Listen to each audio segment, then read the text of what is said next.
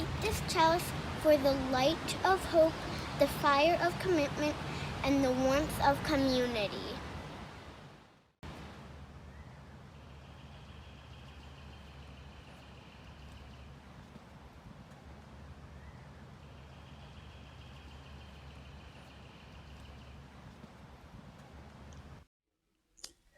Hello and welcome to River Road Unitarian Universalist Congregation. I'm Reverend Amanda Weatherspoon, your Minister for Justice and Community Building. If you're watching from the live Zoom party this morning, welcome. If you're listening to the podcast or watching the YouTube video, welcome to you as well. If you're new to our space and you'd like to find out more about our community, feel free to visit our website at rruuc.org. River Road is a community of fellowship, spirit, and service where we invite the fullness of who each of us are in this time and always. This month of April, we're exploring our spiritual theme of joy and sorrow, how we navigate that in our lives and in the world around us. So as we build that bridge together, grab a nice hot cup of coffee or warm beverage. Sink in and settle down, and come, let us worship together.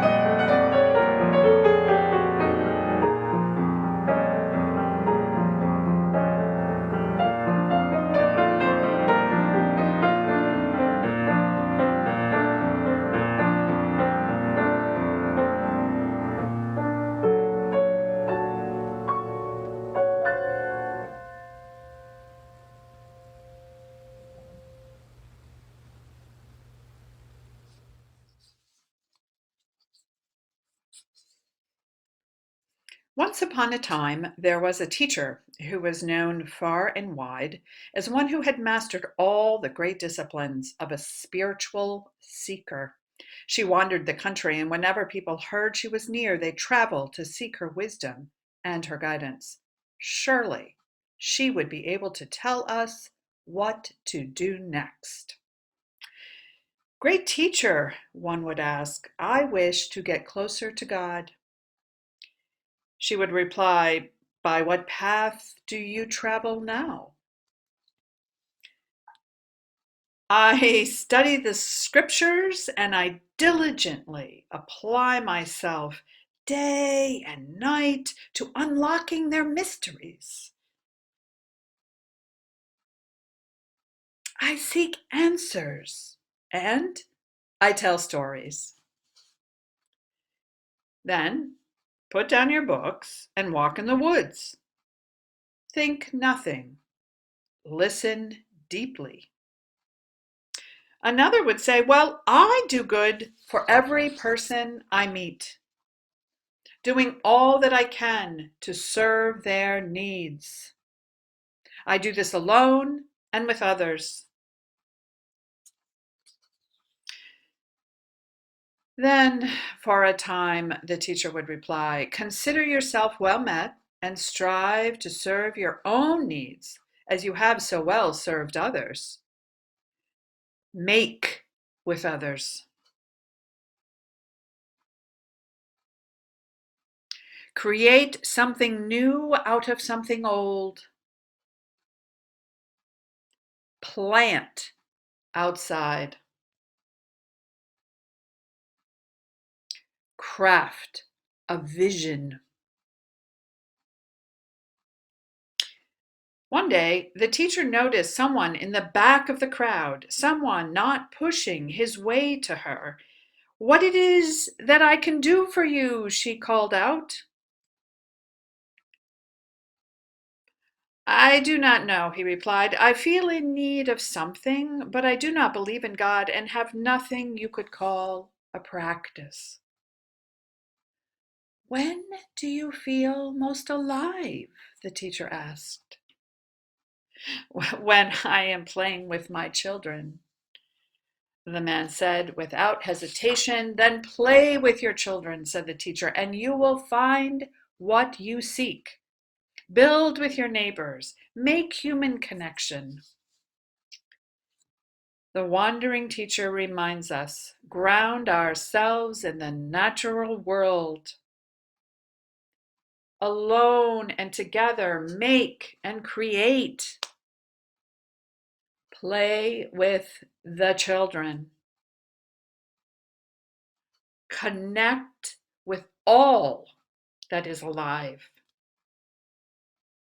And then we will come closer to the source of our being. As always, we do have a few announcements just to keep you posted about what's happening within the life of our congregation. The River Road Retreat is coming up online with offerings that range from a dance party to a deep dive on the spirituality of writing. We'll have the much anticipated joy of our talent show, which you can still sign up for, and a dive into the politics of this very moment in history. You can find out more on our eWeekly. There is truly something for everyone, and we need you to help make this time out of time shine for all of us. I hope that you'll look for registration information and scheduling in the eWeekly and on our website. And we are approaching the season of our annual meeting, which is scheduled to happen on Sunday, June 14th.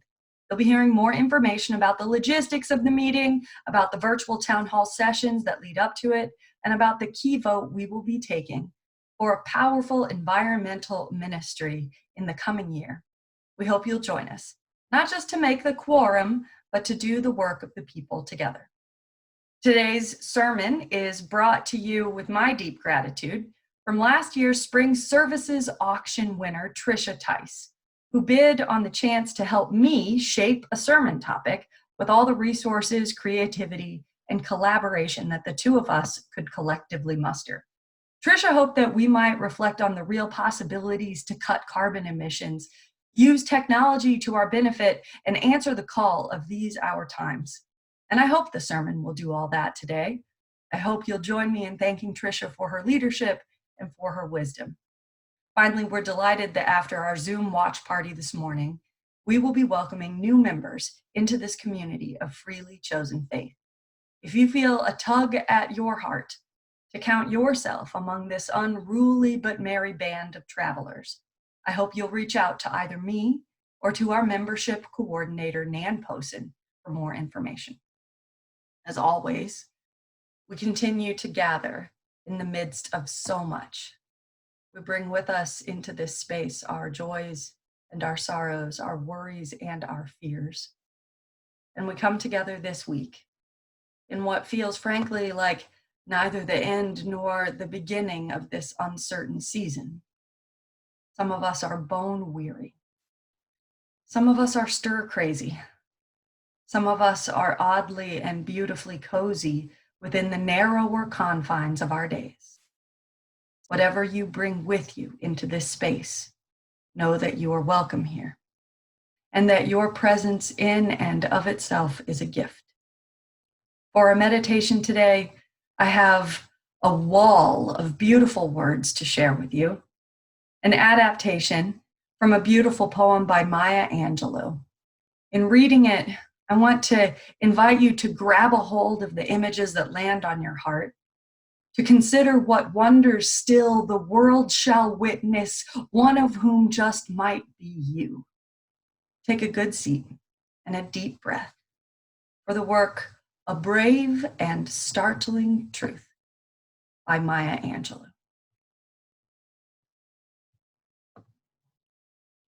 We, this people on a small and lonely planet, traveling through casual space, past aloof stars across the way of indifferent suns, to a destination where all signs tell us it is possible and imperative that we learn a brave and startling truth.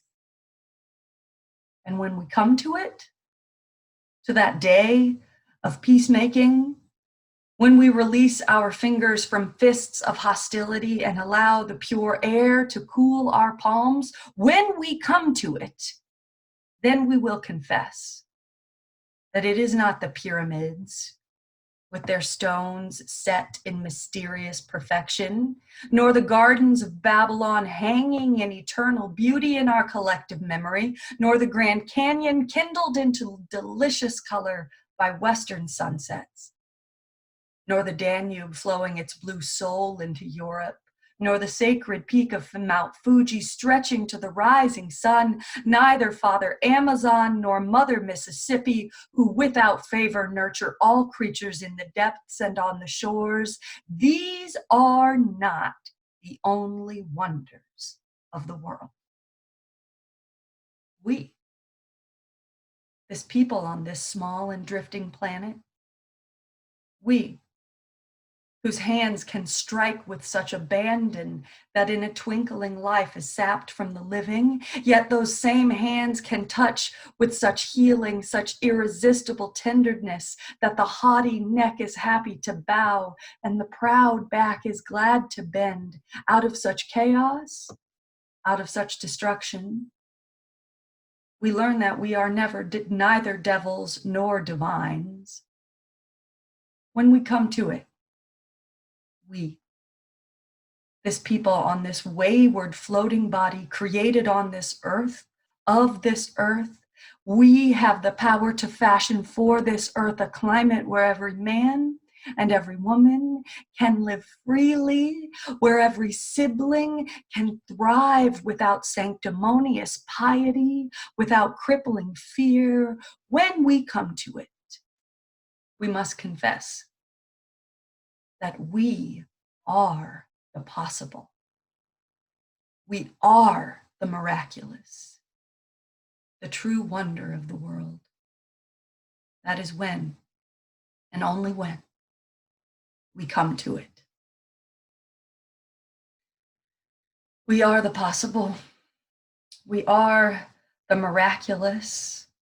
And when we come together in common purpose, toward higher ends than any of us can achieve alone, we are a wonder of this world. May it be so, and amen.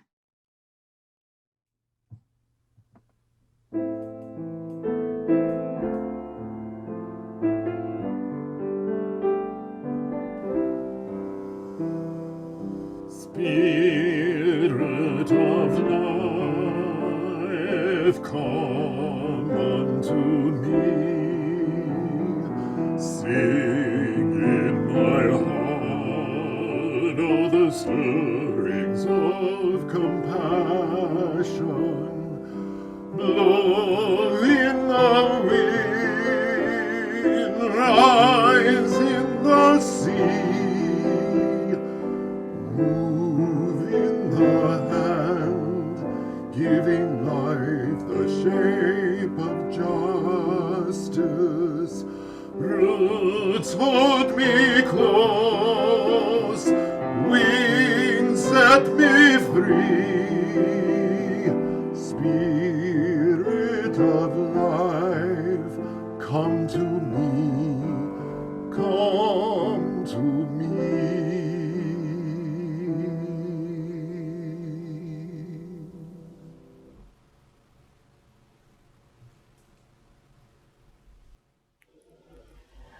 Giving is a path to generosity.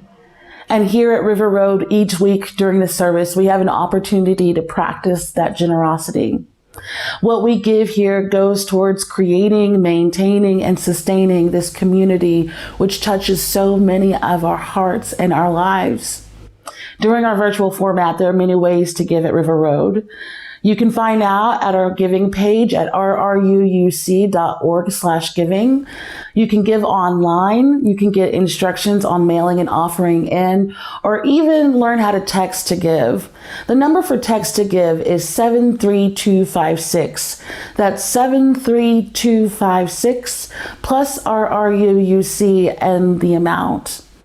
However, whenever, and wherever you give, please know that it builds this community that is life-giving. As the music plays, please give as you're willing and able. Oh, the summertime is coming, and the trees are sweetly blooming, and the wild mountain thyme grows around the purple heather. Will you go, lassie, go? And we'll all go together to pull wild mountain thyme all around the blooming heather. Will you go, lassie, go? I will build my love a bower by yon clear crystal fountain, and on it I will pile all the flowers of the mountain. Will you go, lassie, go? And we'll all go together to pull wild mountain thyme all around the blooming heather. Will you go, lassie, go? If my true love, she were gone, I would surely find no other to pull wild mountain thyme all around the purple heather. Will you go, lassie, go? And we'll all go together to pull wild mountain thyme all around the blooming heather. Will you go, lassie, go? And we'll all go together to pull wild mountain thyme all around the blooming heather. Will you go, lassie, go?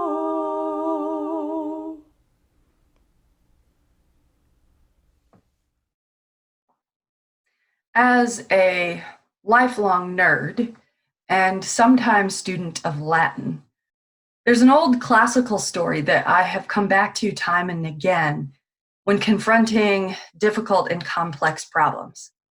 It comes from the 4th century in this ancient kingdom called Phrygia, where apparently an ox cart stood in the very center of that town's forum, tied by a knot that one Roman historian said was made of several knots so tightly entangled that it was impossible to see how they were fastened. A prophecy, you see, had declared that the one to untie this knot, the so-called Gordian knot, would rule all of Asia, though every time someone came along and tried, the knot just seemed to get tighter and tighter and tighter. And so it was.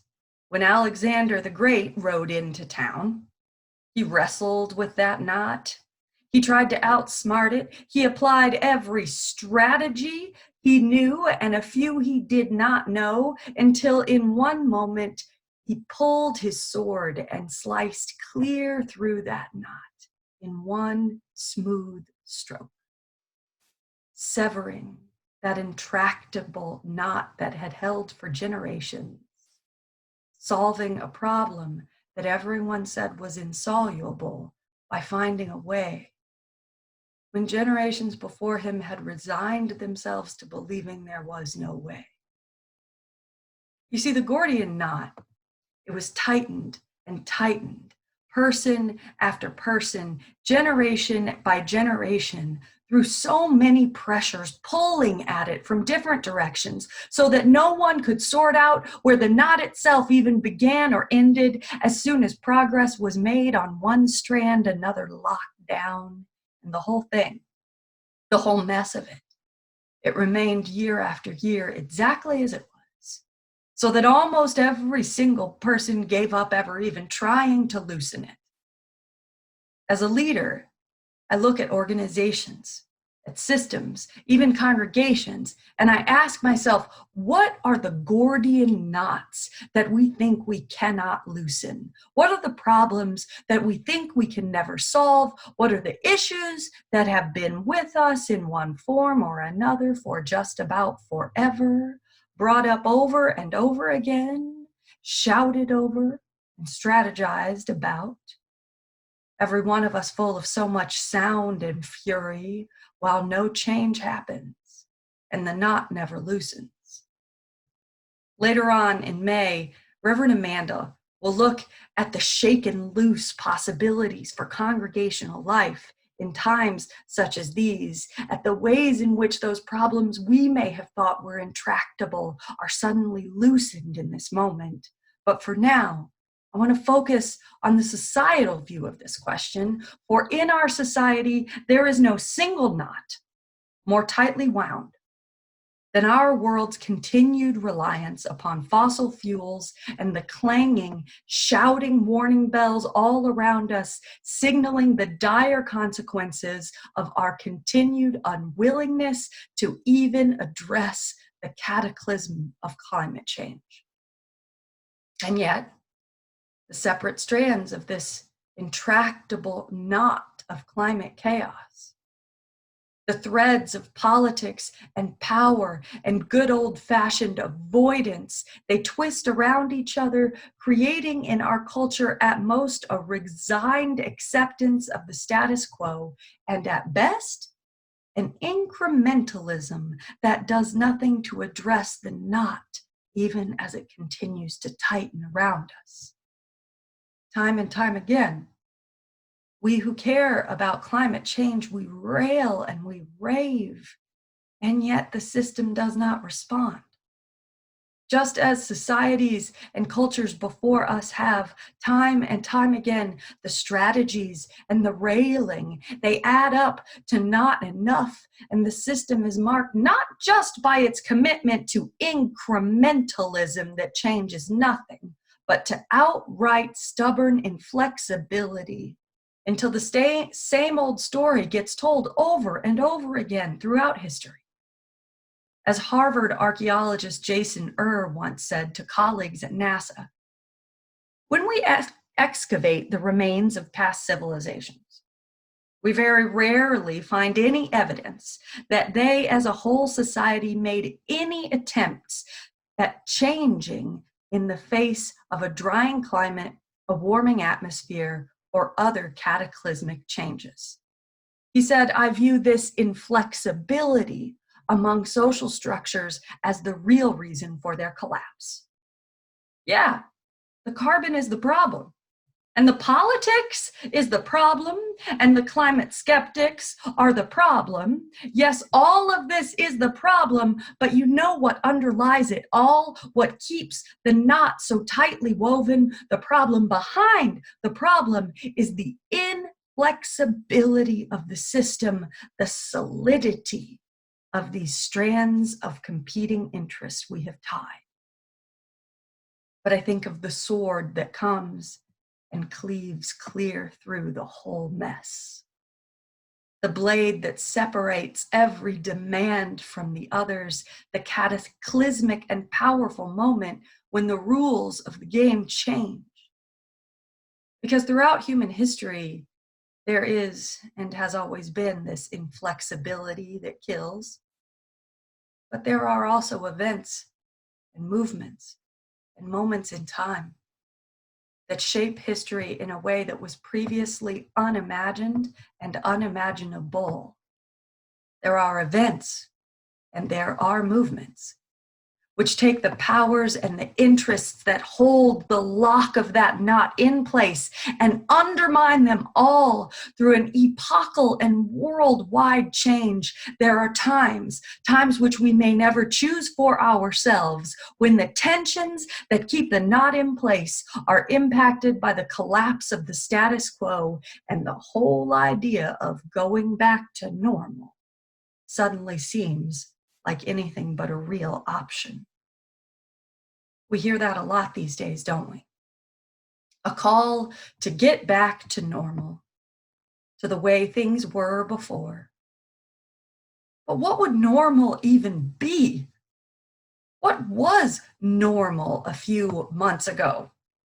When it comes to climate change, normal meant that even the best case scenarios of sea level rise between 1 and 3.5 feet by the end of this century generated nothing but incremental goals at best from this world's powers and principalities, and downright reversal from the powers that be in this our country. All of the world's leading climate scholars hold that by 2050, all fossil fuel use must be curtailed entirely if we are going to change the crisis that is upon us. And worldwide, children and youth are rising up to lead the fight for a new way. And yet the normal state of things before the current crisis we face showed these young people being patted on the head or outright vilified instead of being empowered to change the future. And yes, going back to normal, going back to the knot that no one knows how to untie, it seems patently absurd when we think about it today, especially now, when this time of unprecedented disruption has shown us just what is possible when every single thing changes on a dime. In what the Washington Post has called an unplanned grand experiment.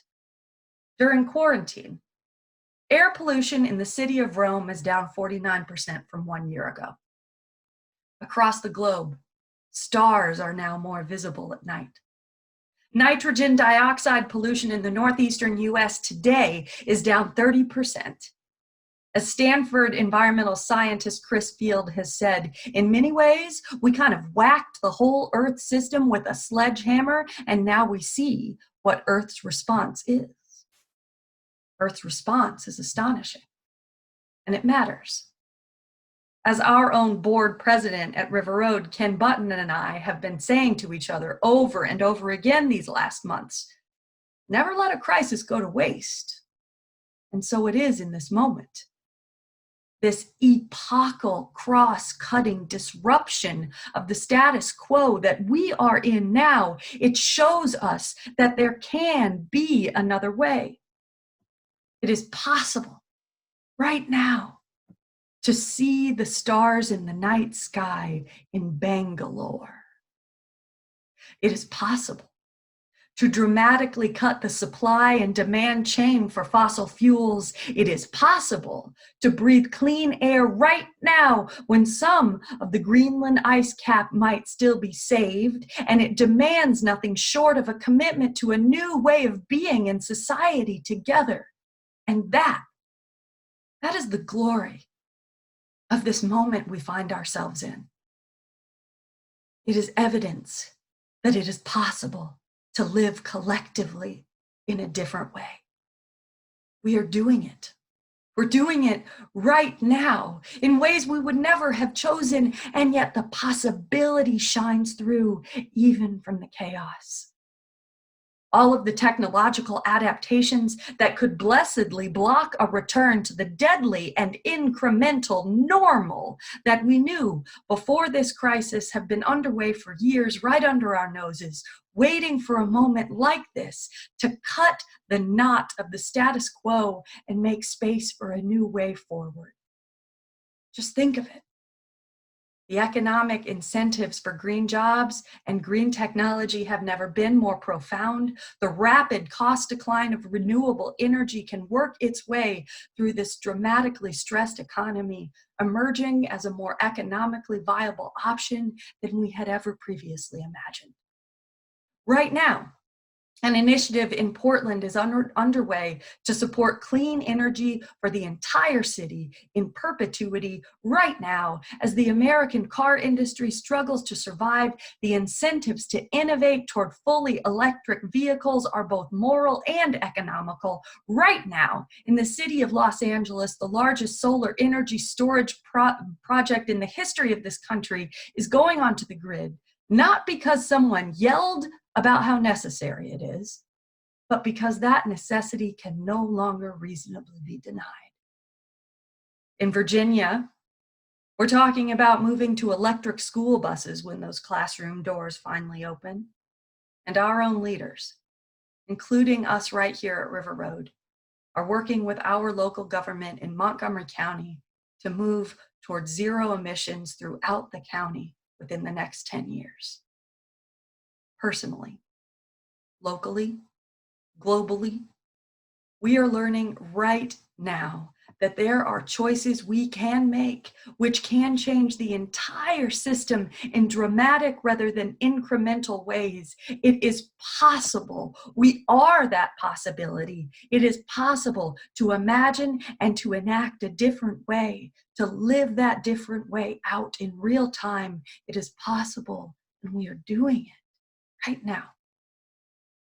What is one thing that we have learned more than anything else in COVID-19 times? Well, first, it is the fact that we can adapt. And second, it is that every day of a mounting crisis makes a difference, and that there is not and never has been any time to waste. We can adapt. We must adapt. The way forward is shining like the night stars over Bangalore, and this crisis does not have to go to waste. I imagine the gleaming blade cutting through the ancient twisted strands.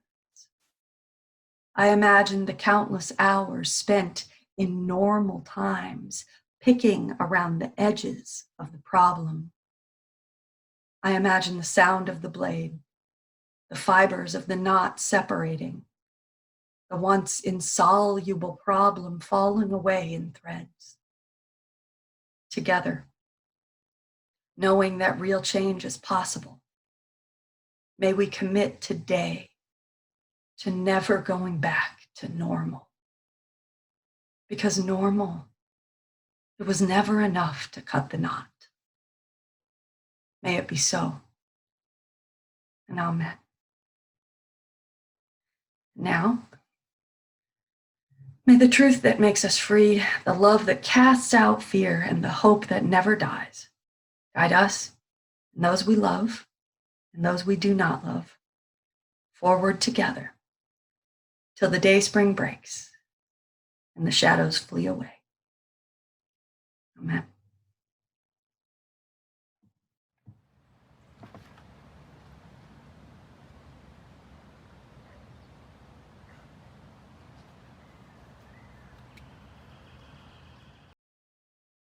Yonder come day, day is a breaking. Yonder come day, oh my soul. Oh, yonder come day, day is a breaking. Sun is rising in my soul. Oh, yonder come day, day is a breaking. Yonder come day, oh my soul. Oh, yonder come day, day is a breaking. Sun is rising in my soul. I'm singing yonder come day, day is a breaking. Yonder